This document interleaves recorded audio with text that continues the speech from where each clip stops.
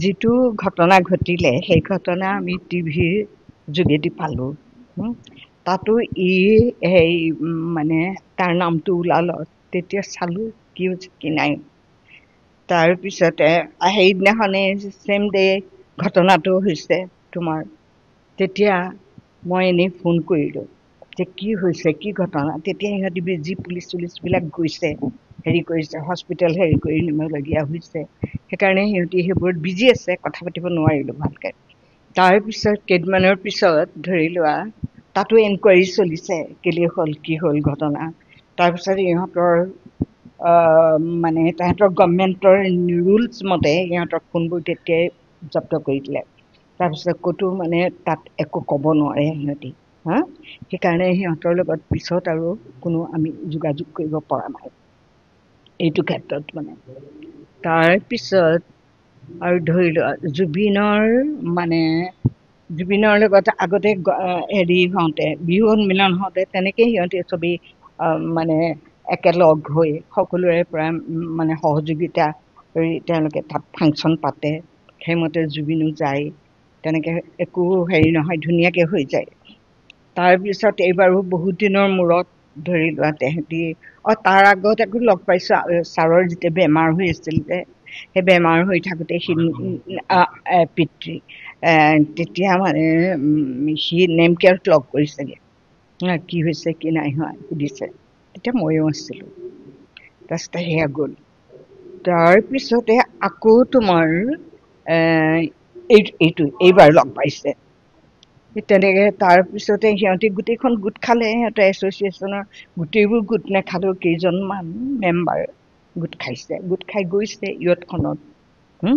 এতিয়া সেইবোৰ যে ঘটনা হ'ব কোনেও ভবা নাই ধৰি লোৱা। গতিকে আৰু সিটো যিমান পাৰে ফটোৰ মতে দেই, এইটো মইতো দেখাগে নাই, সি জেকেটটো হেৰি ৱাটাৰ প্ৰুফ হেৰিটো যিটো সি ওচৰতে লাইফ জেকেটটো সি পিন্ধাই আছে বাৰে বাৰে। প্ৰথমবাৰ পিন্ধালে গ'ল, আনকি সি হাতৰ পৰা এৰিও দিয়া নাই তাক, মানে ইমান ধুনীয়াকৈ হেৰি কৰি লৈ আছে। তাৰ নেক্সট টাইম সি মানে কি কৰিছে, হেৰি কৰিছে, তাৰপিছত ইয়াক পিন্ধাবলৈ লৈছে। সি মানে এইটো পিন্ধে নেকি, এটা ডাঙৰ হ'ল বুলি ক'লে, এটা টাইট হ'ল বুলি ক'লে। তাৰপিছত কি হ'ল তো আৰু নেজানো। তাৰপিছততো যিখিনিলৈকে সকলো ৰাইজে যিমানলৈকে দেখিছে, আমিও সিমানলৈকেই দেখিছোঁ। নাই, যোগাযোগ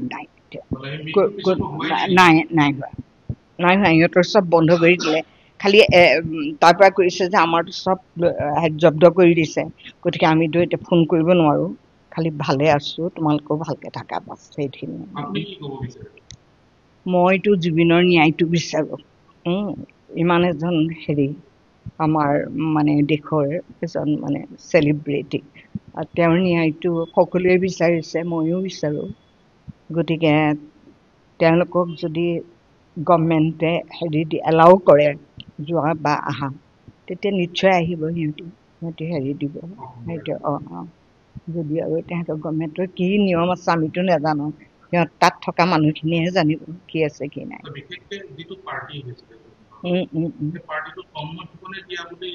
আৰু সেইটো ওলাই আছে, সেইখিনিওতো মই নাজানো।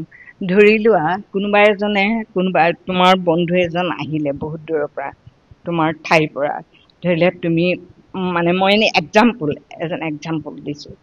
তাৰমানে তেতিয়া তুমি ধৰি লোৱা তোমাৰ বন্ধুজনক তুমি ৱেলকাম কৰিব লাগিব। তুমি ক'ৰবাত যদি ফুৰিবলৈ যাওঁ বুলি ক'লে তুমি নিবই লাগিব, ফুৰাব লাগিব, দেখুৱাব লাগিব নতুন ঠাই, হয় নহয়? সেই ধৰণে লৈ পেলাই যদি এনেকুৱা কাণ্ড সংঘটিত হয়, আমিতো নাজানো সেইটো বিষয়ে।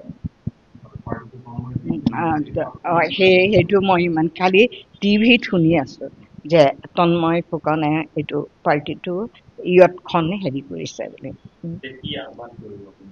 এতিয়া এইটোৱে আহ্বান, সকলোৱে যেতিয়া বিচাৰিছে নহয় জানো, তেতিয়া তেওঁলোকক যদি গভৰ্ণমেণ্টে এলাউ কৰে, নিশ্চয় আহি পেলাই তেওঁলোকে দি যাব, সহযোগ কৰিবলৈ লাগিব। আৰু এইটোৱে কথা, মাক হিচাপে আৰু জুবিনৰ ন্যায়টো বিচাৰোঁ আমি, সেইটোৱে কথা।